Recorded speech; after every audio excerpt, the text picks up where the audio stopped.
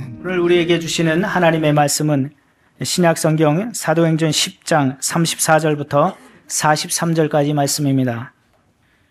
베드로가 입을 열어 말하되 내가 참으로 하나님은 사람의 외모를 보지 아니하시고 각 나라 중 하나님을 경외하며 의를 행하는 사람은 다 받으시는 줄 깨달았도다. 만유의 주 되신 예수 그리스도로 말미암아 화평의 복음을 전하사 이스라엘 자손들에게 보내신 말씀 곧 요한이 그 세례를 반포한 후에 갈릴리에서 시작하여 온 유대에 두루 전파된 그것을 너희도 알거니와 하나님이 나사렛 예수에게 성령과 능력을 기름 붓듯 하셨음에 그가 두루 다니시며 선한 일을 행하시고 마귀에게 눌린 모든 사람을 고치셨으니 이는 하나님이 함께 하셨음이라. 우리는 유대인의 땅과 예루살렘에서 그가 행하신 모든 일의 증인이라. 그를 그들이 나무에 달아 죽였으나 하나님이 사흘 만에 다시 살리사 나타내시되 모든 백성에게 하신 것이 아니요 오직 미리 택하신 증인 곧 죽은 자 가운데서 부활하신 후 그를 모시고 음식을 먹은 우리에게 하신 것이라. 우리에게 명하사 백성에게 전도하되 하나님이 살아있는 자와 죽은 자의 재판장으로 정하신 자가 곧 이 사람인 것을 증언하게 하셨고 그에 대하여 모든 선지자도 증언하되 그를 믿는 사람들이 다 그의 이름을 힘입어 죄 사함을 받는다 하였느니라. 아멘.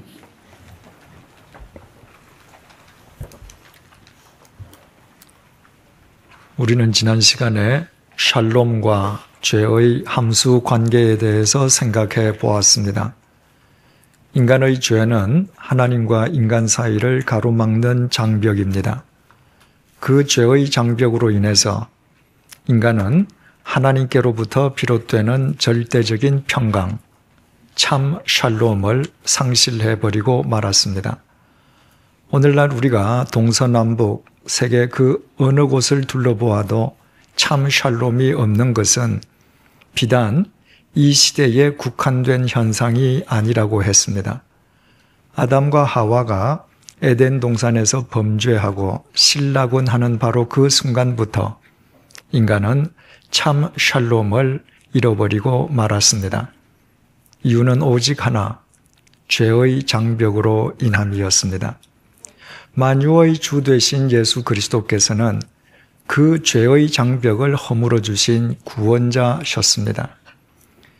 인간이 받아야 할 죄의 형벌을 대신 받아주시기 위해서 머리에서부터 발끝까지 당신의 온 전신을 십자가의 제물로 내어 놓으심으로 하나님과 인간 사이를 가로막고 있던 죄의 장벽을 허물어 주셨을 뿐만 아니라 거룩하신 하나님과 죄인인 인간을 이어주는 다리가 친히 되어 주셨습니다.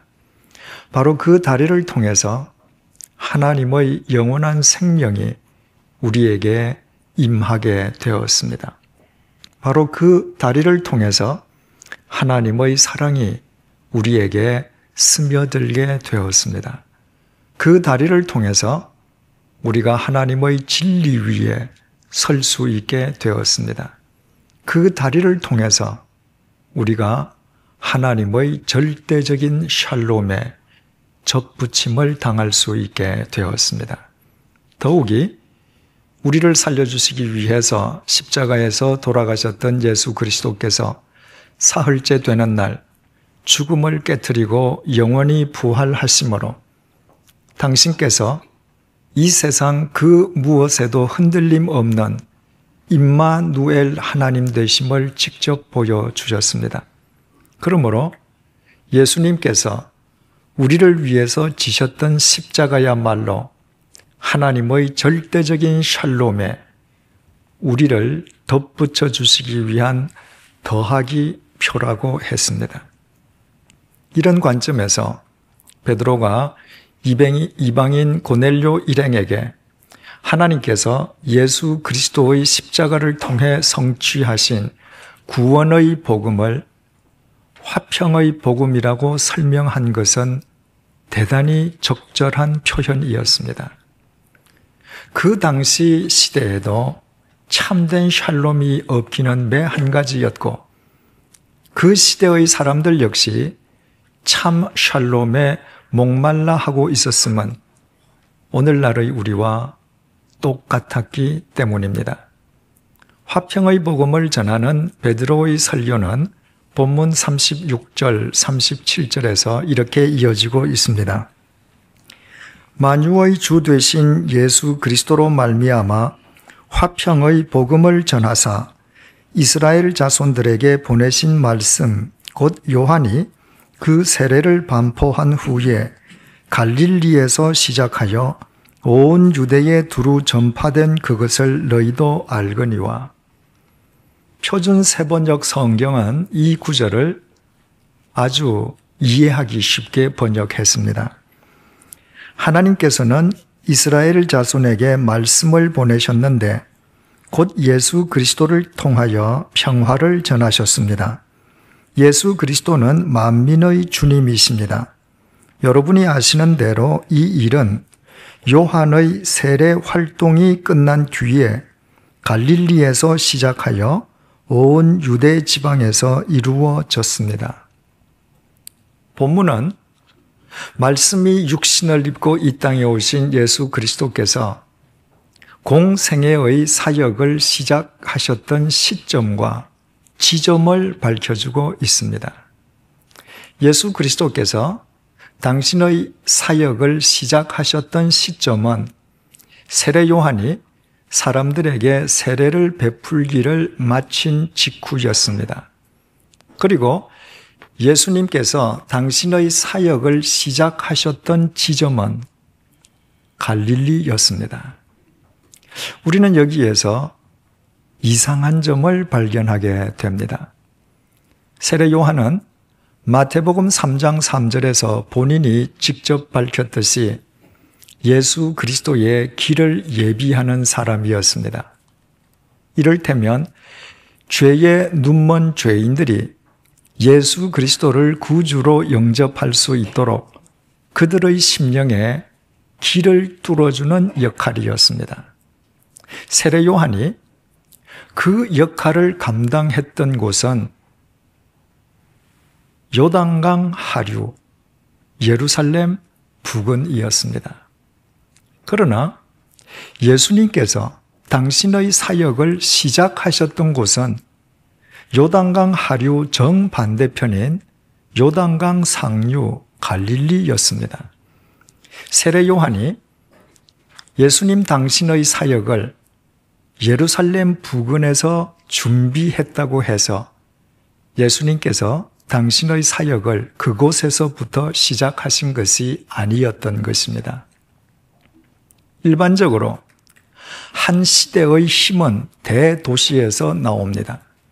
정치, 경제, 교육, 문화적인 힘이 주로 대도시에 집중되어 있기 때문입니다. 이런 관점에서 세례 요한이 사람들에게 세례를 베풀면서 예수 그리스도의 길을 예비하기를 대도시 예루살렘 부근의 요단강 하류에서 했던 것은 참으로 적절했다고 말할 수 있습니다. 그렇다면 예수 그리스도 역시도 당신의 사역을 예루살렘으로부터 시작하시는 것이 타당할 것처럼 여겨집니다. 하지만 예수님께서는 예루살렘 정반대편인 갈릴리에서부터 당신의 사역을 시작하셨습니다. 당시 갈릴리는 이스라엘에서 가장 낙후되고 가장 가난한 빈민들이 모여 살던 곳이었습니다.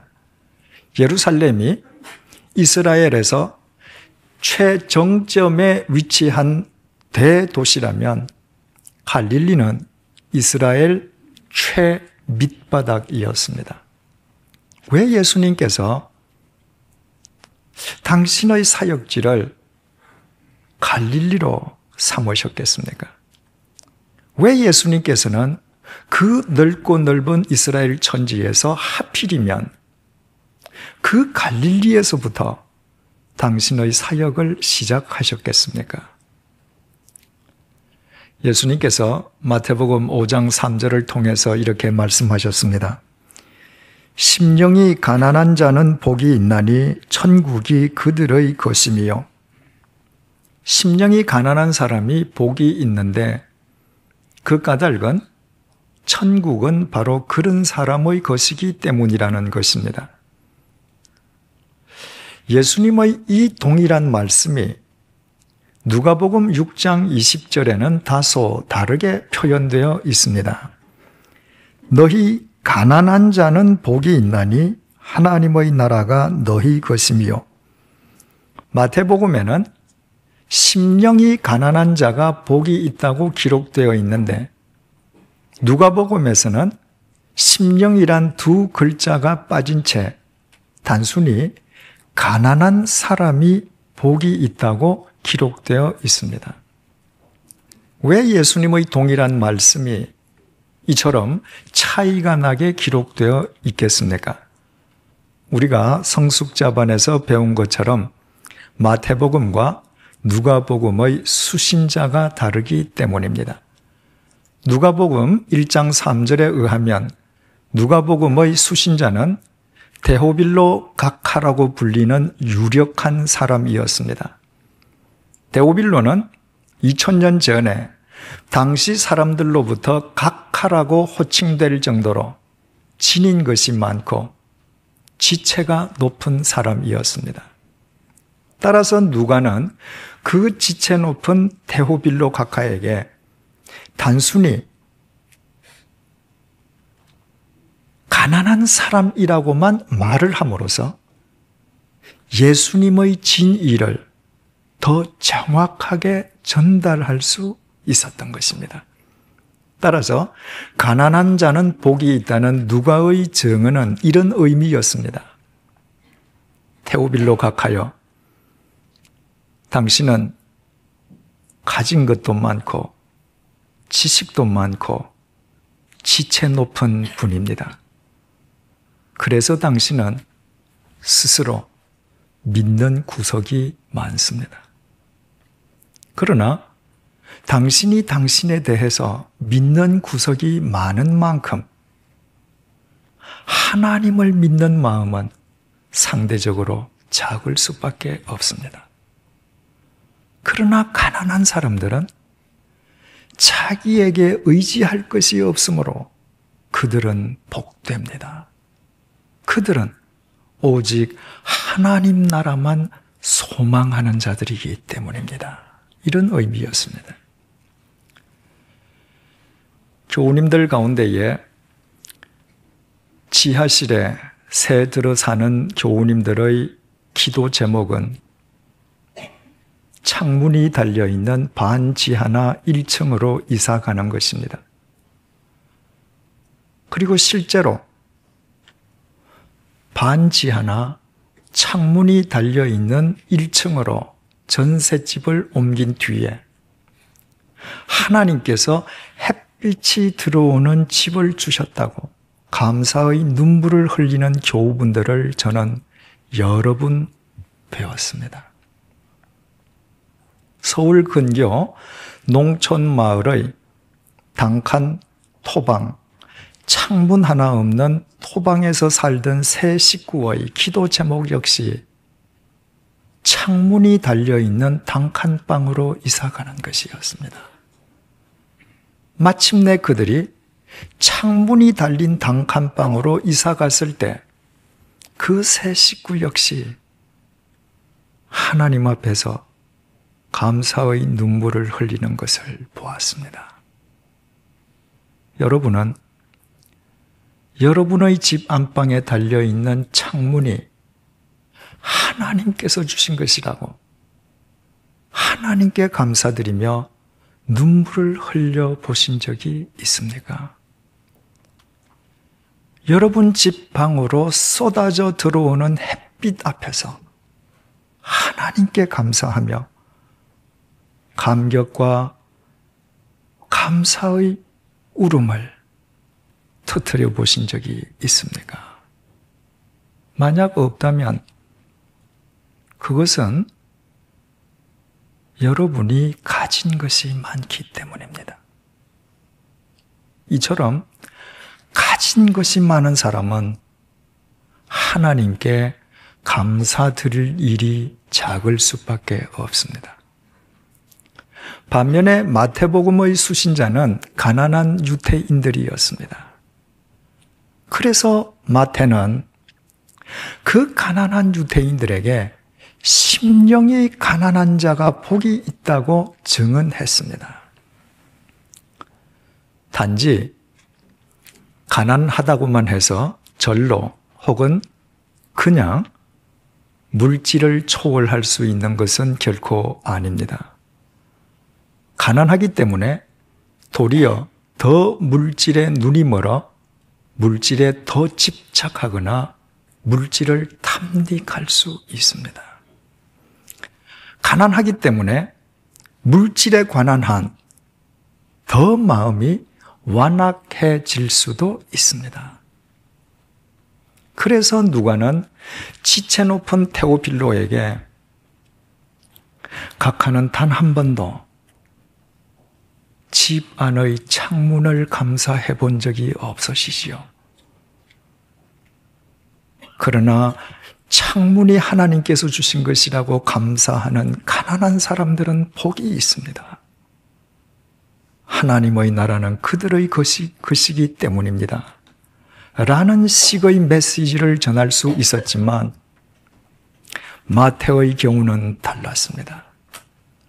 마태가 가난한 유대인들에게 심령이 가난한 자가 복이 있다고 증언한 것은 이런 의미였습니다.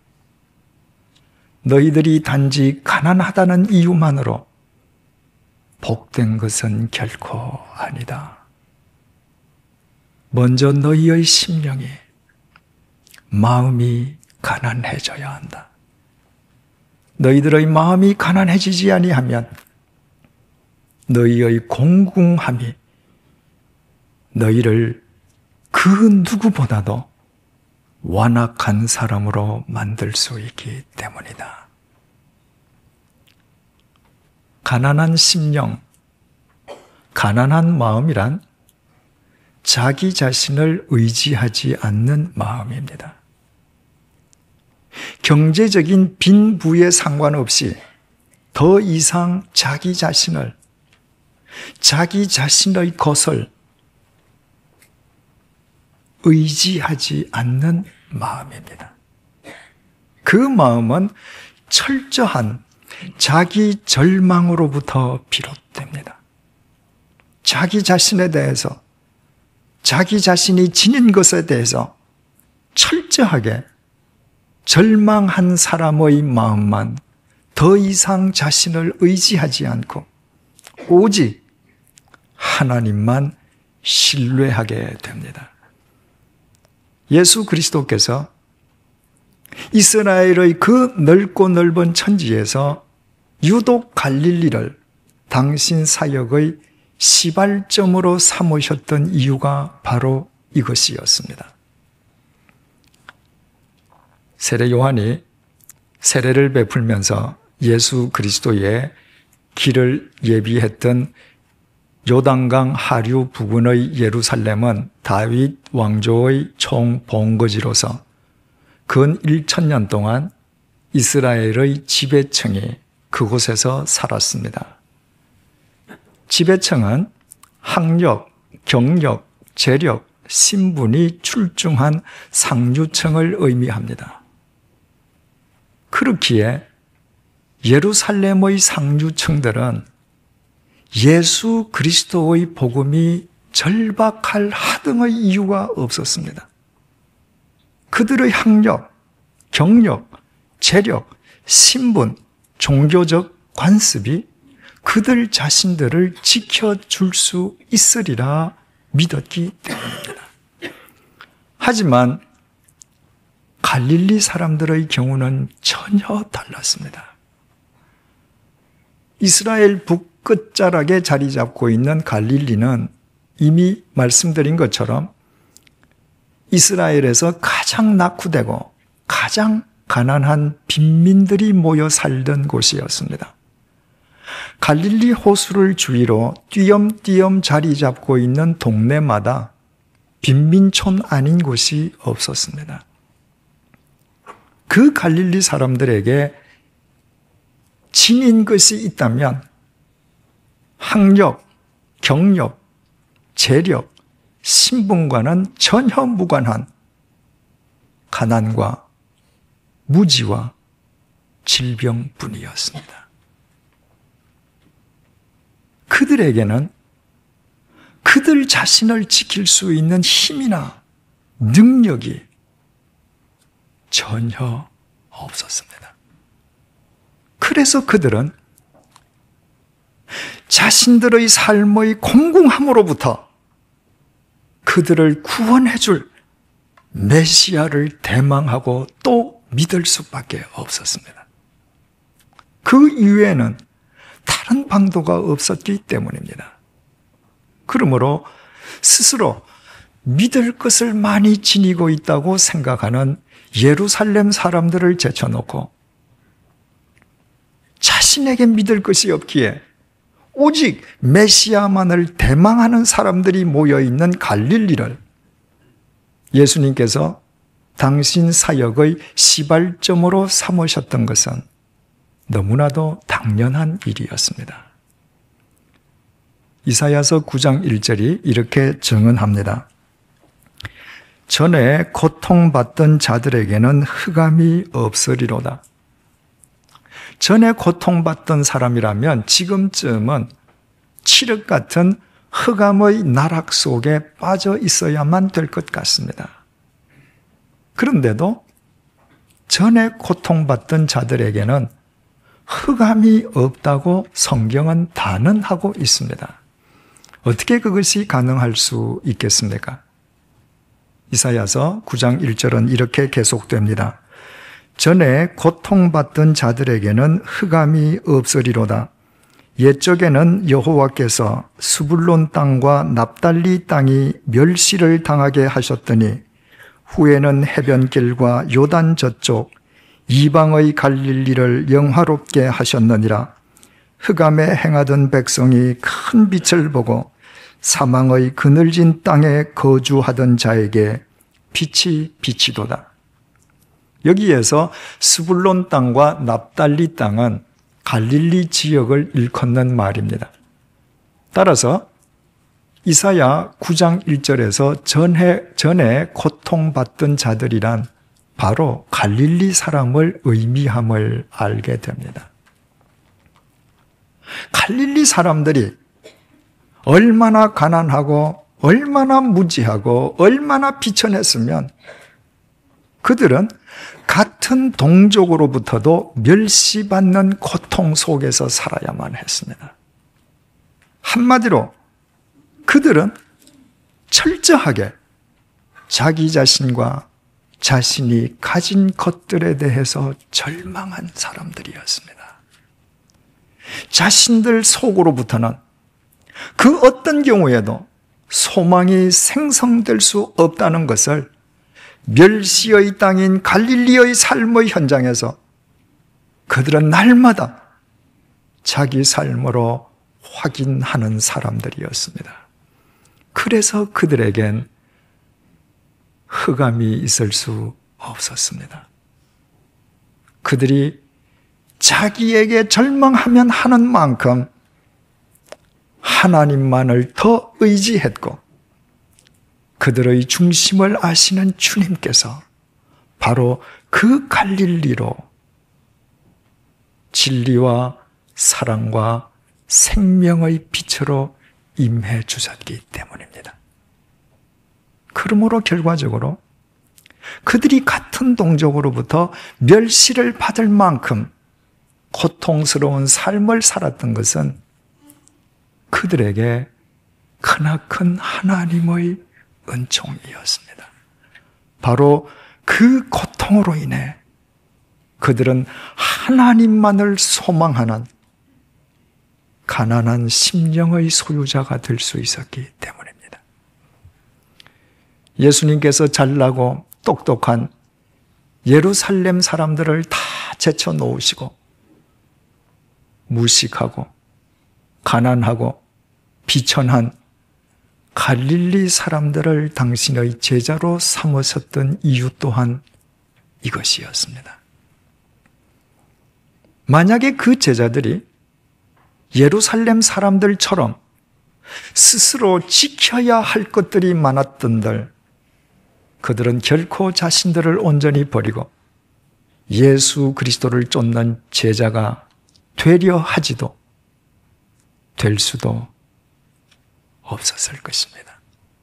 본문 속 베드로를 포함해서 그들은 모두 멸시와 고통의 땅 갈릴리 사람들이었기에 예수님을 쫓는 제자들이 될 수 있었습니다. 예수님께서 가난과 무지와 질병과 멸시의 땅인 갈릴리에 임하시고 그 갈릴리를 당신 사역의 출발점으로 삼으시고 그곳 갈릴리 사람들을 당신의 제자로 삼으셨다고 해서 반드시 가난하고 비천하고 무지한 사람들만 참된 그리스도인이 될 수 있는 것은 결코 아닙니다. 히브리 말로 갈릴리란 말의 뜻은 고리를 뜻합니다. 따라서 누구든지 더 이상 자신이나 자신의 것을 신뢰하지 않고 오직 하나님만을 신뢰하면서 스스로 자기 자신을 하나님께 메어다는 고리가 되는 사람이라면 그는 누구든지 갈릴리 사람이 될 수 있습니다. 그 위대한 사도 바울은 결코 멸시의 땅인 갈릴리에서 태어나서 갈릴리에서 성장한 갈릴리 사람이 아니었습니다. 길리기아의 대도시 다소에서 태어나 예루살렘에서 교육받았던 그는 예루살렘 엘리트 중의 엘리트였습니다. 그는 자기 자신의 능력을 전폭적으로 신뢰하는 자기 신념의 소유자였습니다. 하지만 그가 다메섹 도상에서 예수 그리스도를 만나고 그 자신이 그동안 의지해왔던 자신의 것들이란 하나님 앞에서는 한낱 배설물에 지나지 않는다는 사실을 깨달았습니다.